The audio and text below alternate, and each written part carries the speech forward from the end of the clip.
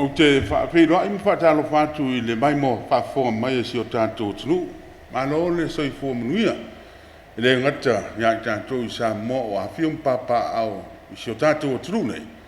E whape foi o na whaapiro ai mwhatalo whātu le pa I o sa mo o mai mo mai. I runga o penga o whamtilanga ia tunu e mamao. A o tātou iei le toi whaawawina lero tātou porokalame sa mo malolo ina. Ia mai pei lava na whailo atu o le lei porokalame. O le porokalame o tu whaatasiam sa mia le mtanga ruenga o le soifo maraloina. E tala no ina ai le tele o tau mawhainga o lo whai, le tele o ngase ese o lo o a fiaisi o tātou o tunu. Ia mapuipuinga ma tau mawhainga o lo whai le mtanga ruenga. Ia whasau ina le soifo si o tātou o tunu. Peitai, I le amtanga o toi whaawa wina o le nei porokalame. Ia o tau mawhailava e whaamua mua o porokalame le nei. O le puipuinga o le ngase o le COVID-19. Ia te ruai o na le o whapena lava o na mautu le lei ma sa tūlanga sa o loto le rarolangi. O le basa ua mawae, ia le sa amata whaatano inai. Ia ma whaino atu I fo. Ia la tātou si ia tātou wanga, isa whaatanoanga. I le tele o isi vaenga ia tātou te mo mia. O le puipuinga lea o le whaofina mai o waala uloa. Uai, e le nāmara la ina mai mo whaafonga le tātou tunu. Ta ua tanga laisa, ta ua tanga suka, ta ua le suau. O mea ia e wha moe moe, e le tau singa o le soifua, peitai. O mea fo ia au ala mai ia, wha mai. O le mea lea wha whelo I atu le mai moa mai si o tātou tunu, o le o ma wha tasi ma le. Whionga le wha tunu sili, o le mtanga ruenga o le soifua maraloina. Ftalenga ia le ausa, I po le whionga fo I atu le fo take na seri. Ia lo wha peona te iuru I tau mwhainga, o lo tau mwhai nei le mtanga ruenga. I wha tūlanga ina, ia o whainga wha vai o mata iana o lo whea ngai ma le matanga ruenga a ua lava le puipuinga si o tātou mana o te hipua ia tangi mai te lenga vasike a tanga e mata kuia tanga I tau ma whainga ia o whainga wha vai mata iala o whata oto e mata I tui nai le puipuinga o tātou waa ie la ua mai o loe le tunu o ani e inga o ani mana onga e te tau on wha amaria ina le tātou puipuinga o na futu ama whaile o na whauru whale mai le waa la ulo. Whaftai, whaia hosi lave o le vaenga lea. Ia me se ai wa le ua tātou e ilalo le polo inga o whalave whafose. Vai voi lalo le SOE. Ia ma tātou nunga o tapunia lava. E le o mawhaila o na tapunia ato lava.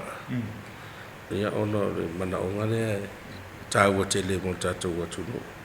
E me se le whaofia mai leo wa oloa, wa aswau.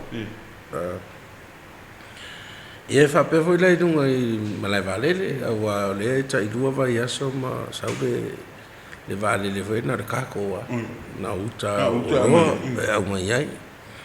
Ia matau dia foi la le ia o tangata soifua foi o lo whaatauta ia mai valele ma ia ele ilano le toa valu ia le au wha ia tangata. Ia tau nu mena whatai tainga tato a matai le wafu. Ia le tele o le wafu e lua se furu valu pe dua se furu montopu. A tau mai tau inga tato le wafu e le poe mea matala e tu. E tau lai mātou ia o le quarantine poe. O ina a jaini tua inga wha mai wha pia.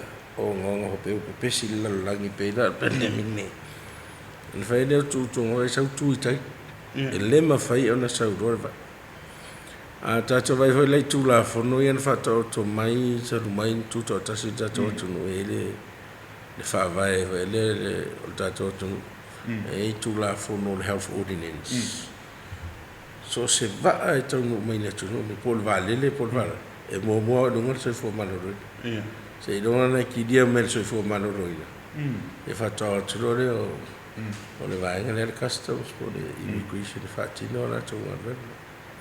A tanu mano la whaamai ana matanga o tātou fufa tanu mai tau while I tai sufas. Te furufas? Ia peitai ana. Ia o whaima mea pei la alofia fo I tātou. Mesi wa. Si le matau tu e fo. Ia matau wa vai hoi leise I tū ai le whapea a whai mai doa whasua wale lei. Sa matau vai I tu ato Samoa po lato ranga rei New Zealand po fe tonu le pesi fa mai na po ato fa voi le mato voi inga tangata va uma yana mai ne e tau no mai wa mai ringa ko test ma tau te le mai e test tangata tu sa pe fa test le a la fu lu pe pe na ya e fa uma na nga nga yo ta mai lu ai e ho la ta fa uma na tau me yo PPEs me pui personal protective no me te sa no ai a le itu ua le va le wafu mu te tau lan sau ma mai me yo va ma yo o mo na test la tu te la da wala mai tato agency ai e la ko agency e mai no e sa wala va o ma tu lo e no mai no e ma po tai la di po le fa mai do le tu ya mai si tu nga sa fa e le ma fa yo na pipi mani va se due si posto lu ste mistas e a wo ai fa re fu era fa inga wa fa pe todo va ai tai due sul mon tupu tangata le au va e ro winga wa mo le ke tia i va se furu po va fu mon tupu tangata le la ai dungo le wa fu tai mina ya al te le tangata ne le lo pe to le mai ma me fa va le va inga na le pe to fa foi po ya mai ava yo se va astas ya la pe si mai si to sa mai yo wa ina to em te va to la ina le te no va le su fa to la wo mana to le uta ai yo ya ava pela sa mai te le wa fu no ro ya ya fa nga nga ya e la mare tangata fere official wafu pai la te fere mai tono va lo ya fai mana to pui nga ya ofu me uma me telefonga ya no mai no ya o foi lá na fai tu uma mar captain de riva e va ai se potu tele eu mai ela tu ya na tu ma le tu tap to poi mai me deva vai ta tu tangata de mai tu ya ta fa pi tape fa nga foi le ta tu local stevitory tanta ya ai tu unload fai uma me ya sa se sinto ro tu e dio leo e uma me ya ma ya tu ta se tangata lo sa foi tu ma mai se va ma vai me fa nga la tu print la tu si digi va le livi mai puso le livi mai containers ma har fia uma ya sai que den ma ko vai nga dan custom po a mo me ya tangata mo ya ho lo fai uma la tu pui nga ya ele fai ngo fiere fai si vela ya fai ro fo este mi se ma to fa e te me va tele ya sa udah apa fai ngata mai ya tongi bane mai ya to ro ngo si di fa ka se gi da pe no ya o le te fai ta sa ga ta to ya ese mai fa la so tu ma tu lango ye si na ta tu so fiti wa pena fiti le o wa ye tu ali wa do no me la vi a te la fo o va la o lo ye pe ka mi lo mai fiti o mai sam le fai la ma to tadi ya se va sa mai fiti ni mo le to tadi ya la wa va la lo wa la ma to e so fo le va o i tonga sa we do ni e te me sa wa i tonga sa o tu la fa to sa uri ya le te ma to fa ro ngot pe o te ro to ngare na pe da sa o mai ne ya o le foi la mo te pala ai foi ma to pe yo e na o pe te foi i New Zealand o te foi ngala le New Zealand le ta pe na ro la ko test mo me no le fa mai tu sa pe ngara ti New Zealand e le mo te le aro wa no mo fiti o no leone to inga tu lang la le fiti fa me wa le se control ya le tu te do fa si pisi ro e pisi atu ia wa fo fiti lo tato wa pe ta si ya tu no le ta rai wa te o va o lo ma no ia me le te sa no pe te le ile ausa e le ai ma se taimi o nei pe so ta inga ta tu te fa ia ta tu tangata mari saila leo mai va la olone e pe so ta tu sa o tangata i ona me to no na le to fa ia woni tu se so ta inga pe fa ta lo fa fo awa e ele apia sei le fa ma uma ya e kapiteni tal nei fo fa ma e wa na mi uma ya tu no ele apila le e ta we pe po tanga tai fiva o ele fiva pe se na ba Ole la to fa mo ngana ne. E tu mai el kapteni ya. Te mina le ese fa ma ye o tota no inultima. Relax like it. Ya te mini.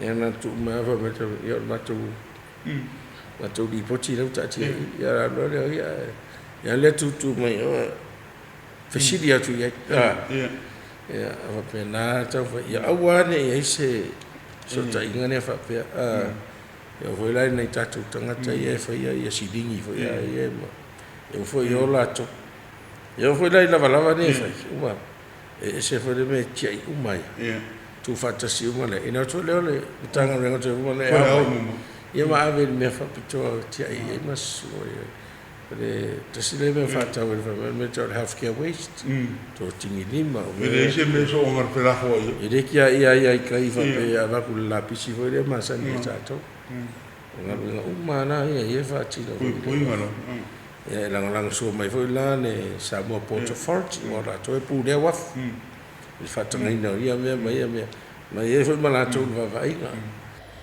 na usa ya ola upta le ngos tanga to foi mai le tu malo masangi le tai masangi le sami ma funti o anga me fa pe e sa ka ngor la wele se ka ngor sam a online o mai va ya on so wa foi un basi si le tai o ka hovi ma poro kai foi si banga o le po la va te un fai fa tino ele o fingaro ya e fua la le a tau te vai so tatu sanga le mo tatu o fingaro ya e vol la ngona vo ya le me se mato le te o mariu fa fo se tu se si fa tino a le se mariu de mai de te ya e tafio vai fo la vai o le paila tele ave tai o tanga tol sa mo Port Authority e fa tu me la tu le lintai ya le fa tino pe la tanga te mai dungo fa e mo tu ma tu fai te tafio se mai ni no ia me le te petele ila usa e ia fa tu la fo no fa va malo e le ma fa ia ona te ena se tangata anu dungo sami ai madiwa dungo sami le tangata le wa fi ma i po le se fa bana fa ma va ngai tu ngai o so fo malo lo e le ma fa ia ona te ena se si i dungo so la no lo tino se ngana le fa ina te ena se to fiti fa sa so fo pe fa pe sto to na mia ai le segni o to o tu so tu tana fa so fo malo lo o le tau fai a fai la pe wa ye tanga ta su fai mai nei te mina e mia fa ma to vai pe ye no mai hele mo te fai o ma ngar venga fa sa o so fo e pe o to malo na la vele li mangau e sa ma to va ye ma fai ngai to fai ele na me to fiti era nga o lima ya ma quarantine ya fa ero del vale e fa na ya me fa ya o dai po le nga na wa pe la to lu le ya na mai nei tu tato ya tau te le lo tu a tu pe te wa po a ho ne tato o le de madu mo e ya le po tau te le lo ya ono le virus o le fu lo langi le fa ta ta usanga mo tu taluna i lo le tu nga virus va e vai de sui ya man le vesi la le vesi nei fiti wa le wa ta une o le delta e le ta ume w mo valu su lima tu o la langi de wo i lo ai e variant le covid so sui le titia se va ngalo nei fiti le na mata mai intia ma petani ada wo mai fit la no wingo na ngal ver to no wingo se me we sing fa bo pon so ma lo si ya singa me na kik awa vema me o fa ngo fiat pes me more transmissible never foi mai ni si la wa ma ka we wole pe o le mesa ya e droplet o le droplet we ke pisia papiro wa pe o aerosol pe o spray ke spray vai agora le fa pe lungo de air ma sa maria e foi ngo vinga ma nga verga ke de chat ya o ngai me na e pe o la pe la o resto que foi de suie de si travel advice e fu e me na ma pu nga ele foi nga au mai ia me sa matou fai e tau sanga tene e sanga fa o pe pe fa mo tau lo o le o tau minga le mele te te la usa e fua te to fa i un fo i tu langa e on le te to ti so ta fiti te foi fa no le tu sa mo le foi nga ro ngai o e fua na tu langa la fo e ma o rum o le to inga sa la o i fa ma e o ta to fo i sia ta to ta pena e le o i se me fo ia le va pe no fo i tatu o le matou health emergency operating committee ne e fa todo vai so no fo ai ese mea fa fo se mea fo e tunga to e fono ia fai se fa unha va ve vai de fai na fa tali ni mea vai se te 4 milione replicate de minute e to inga polenga foi na to na va ve fai ia ma mele tu pui fa e pe an fai tu la matanga mai ai ma to vai a fai o saina ele a to sto o so to tanga il fait ouais il va aller les aider terminé ono minga ele stanga tana sa wa o ma no sete ina o ma ini ya la vele sa fa pe fo le ma to mo te vai tu na ava pe na sa mai po Singapore mai Japania on men ma to ai to no mai New Zealand ele fe na sa mo te no fo na sa to so bo vai so ma te vai te mi le mo tes on men nga sa fa asa we lola tangata pe na ye sa to nga se mai India eu sou mais Singapore a hotel foi mais e se fu faz to ten no foi fit e pe já o sawa e ento e fa fo ia to fa fo ia fit no foi le falta di malo fa si no ia fit e se atore su fa so to e fai fo tato mena e li fai fo ile quarantine fit eu foi New Zealand a mata tato fato o tato vai tato il tato mano si lei ai ma ben fenta tato fai tanu nei lana tu lai mai pui nga maru le o tato nga te fale fa o fi mai o ba la o lo la se fa mari ina ya la to o le pui ngai di tali me company ba tali mai atunu o ai ma la tunu fo yo lo fa tino nga lo i wa nga na lo to o ko nga lo ma lo ko nga lo nga le wa fo lo fa pe nga lo ja, moet je wat vertellen in company va. Met zijn agency en waar je la kuskitso. Jo, dat is voor het over popoi. Ja, beter ja. Want hij tas maar hoe laat over dan. Ja, maar pui beter toch. Ja, toch te leren, maar hij lang steken zo. Toch te leren tang er weer op jou mee. Want hij voor ia le tu la mai foi la compagnie va ane ta mo fai e fai ia la le wa ta fai ia tu i uma na to tangata ia la vei fa nainas e ia tu no ele o le vei ai ta fai ne ia foi la i ta to va fa ngota e ia va fa ngota le stala ni a tangata no se tu ia le foi mo te fai tu tu mo wana no ia a fa pe tanga te sa te foi le tatu ia e avela professor si po te fa ia vai ka fa pe ia pe la le va len sa mai sai no tanga to le fa ngi na fai uma tu ia mai sa mo tai uma e tato mai ia ngai fai ala to clearance fai ala to tu pu ala si da ia tu long o ia nei tato pu ngai vai na au lo ia nei daus e le fa pe me ani si pe o fese tuai foi slow de ai o si de silanga ile foi no mela ale te tiro tu nei foi no mela ia na ne lo o le o limas futa si afe se la wona su tolu ia la fa i o tanga te o mai on fe tu mo fitu afe do se la su lima tanga te fe tu lo na lua tu mo la ia le o patulang tu sa mer fa su tasi pasene te si mariva Pata si te si marivo paseni. Ne fa o tanga te tau na tui. O tui, le o mo tui mo. La se si toi. A un talo mo re sawa ma le va. E tau na ise se fu ai. Ma ve sawa aku ya va si de ngai lo le aus. E ka mo le kai a ka mo e va si de ngai se lau mika pe sfutas. E le fu. Ya me ne. O ne nga ki ai me fa pe si lo. O le vai no.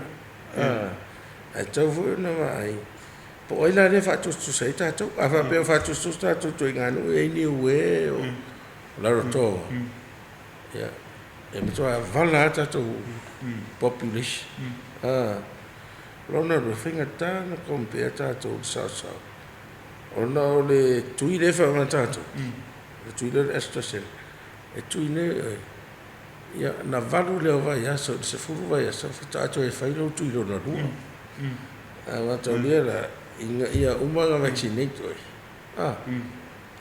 e umi ya fo ya le ona e finga ta la pe o le faisa le tu ye lo to e tu il va so nei do va so vai tu tu tu sei va per fare fa lo complete e do la pe ko a fa pe ku ni ringa a se fu ku ni ka ko e fa ka complete ya ko se fu after 8 weeks from now a le faisa ya a se fu ni e ko du va ya so a complete o la boi la ya o le sona me la ne fu ir sa wa le pe ko pa ro la ko boi la na fu ya e o me e ka un ki se stonga e tauna o por a tonta to o le vai ngai mene o me e to population based interventions o se le pacing e se community se tasi pacing na to o le tulu ato a faila ko inga me fa pere ko public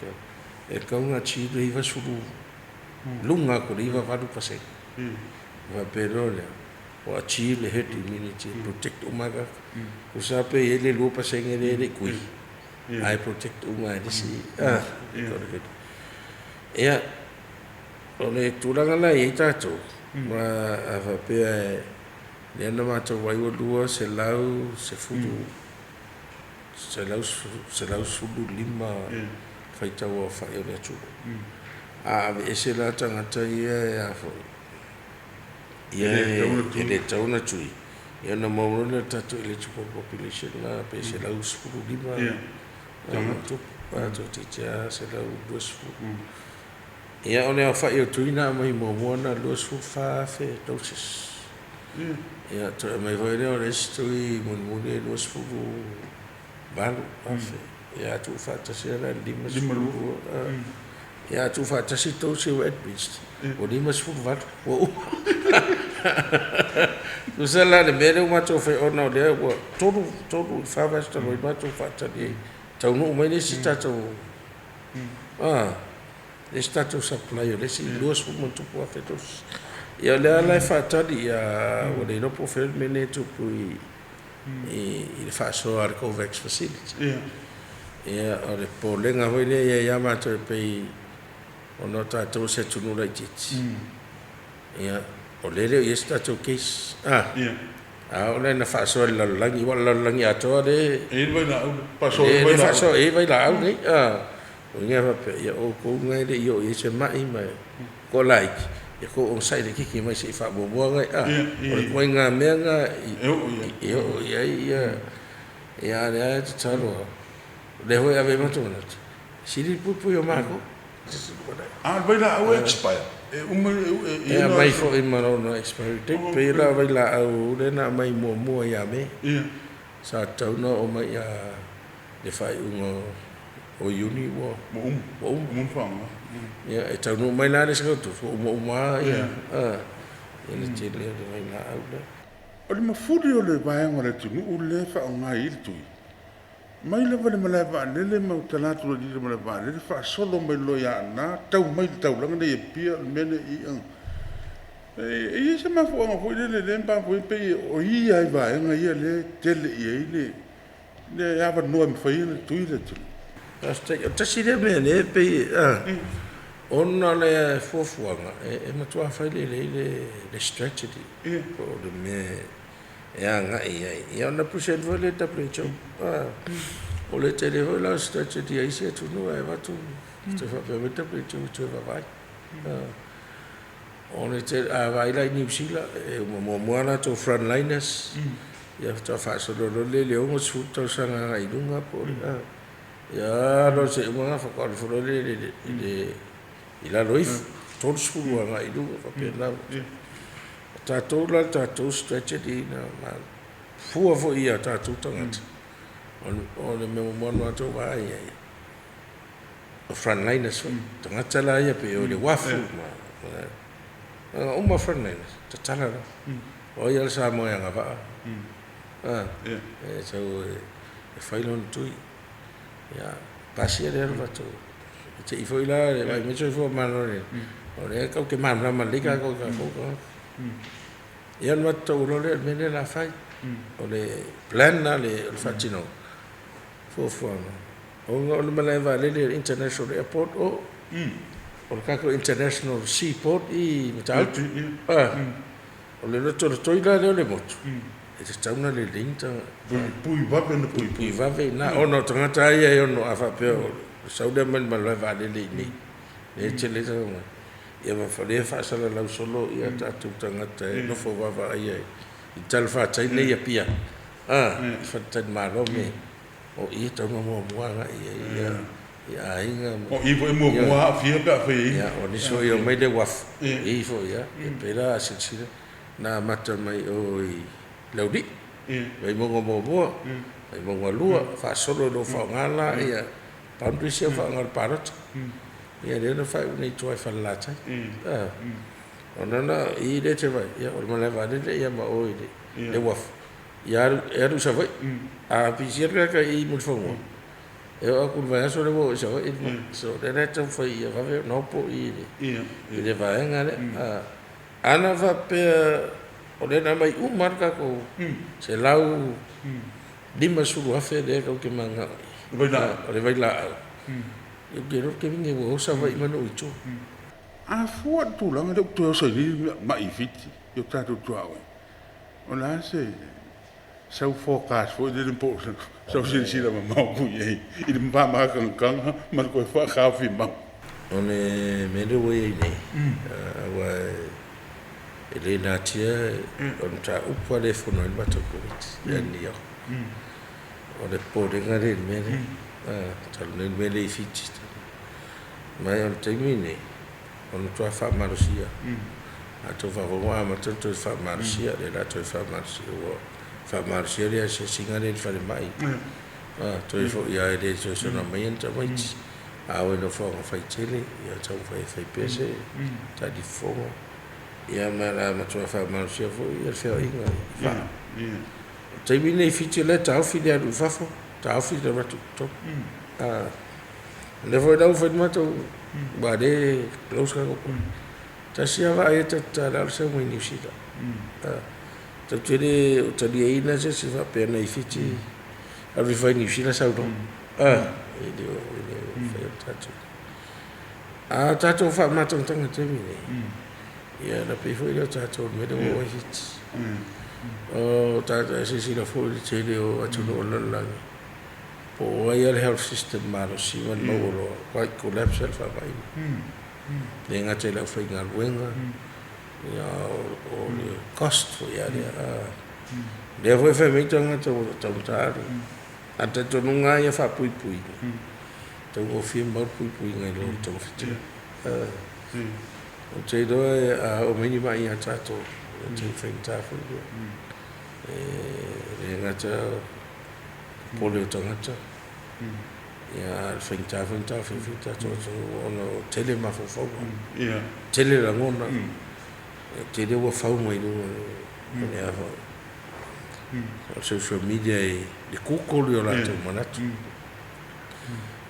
la ravena pe ma di tata no to sai per to a mai per to fa to ngai nei ele o fa per yo ma to fa ya fa pa ole ia ta to na fa ia o de to pu me le na to pu ta si vas fu ba na fa tau ia tala na fa mai na tia ia tanga ta to ele pu le au pa ese io ai se vai mani fu ala me a vista tu al tanga to ia ne vai te ele ma ia le vai la pu ia ta to Leo ma fai ta to na to fiche ta to tangata no o foi na to por alme o ye o leo to la to nga le mai na sengas Ora na ua fa fo mo ta to tunu e te lai ane, te renga le ausa o le whaatunu sili. O le mtanga runga le soifua maraloina. Mai rau tau whaatua tuanga. Mai rau tau lango. Ngā runga umafoi ma fuafuanga lo whaatino o hara pui puinga lo tātua tunu. A o iaile lano langi misios, masa mua. Le nei mai tau le whaama e COVID srui po. O whaia lava tu langa ina ia mautino. Ia pui ama ia malu le soifua lo tātua tunu. Ele ngata o waanele o lo malanga mai ai ma puinga mo le tātua tunu o lo toi foi mai. Ai whape foi wa ala o loa. O lo au mai te mau ainga o lo tua ia ele sei tausinga o le soifua. O lo whaia lava pui. A mi se foi la o le pai la au le ua pui ai lo tātua tunu. O lo o whaia lava ina tau i tūlanga. E fua tau ai. Fua i le aranga le mara lofu ma vai la au ma mai. Yo na fua i ai. O mai ngai au na wha mua. Ia o le tātou porokalame na, ai pēla pōna whai atu o le porokalame nei o se fua maloloina po le Samoa maloloina. Ia o la tere lava ni mita au po la wha peona tala noina. Ia le ngata o le wha mai nei o le COVID sipuru iwa. Ma tō mwhitinga puipuinga o lo tau mwhai ai mta ngadwa. A le tele o isi ngase. Ia mautinoa. Ia maua pēr Samoa le manu lauti o le Samoa maloloina. Pasai fua ia, ia nei tu la le aso.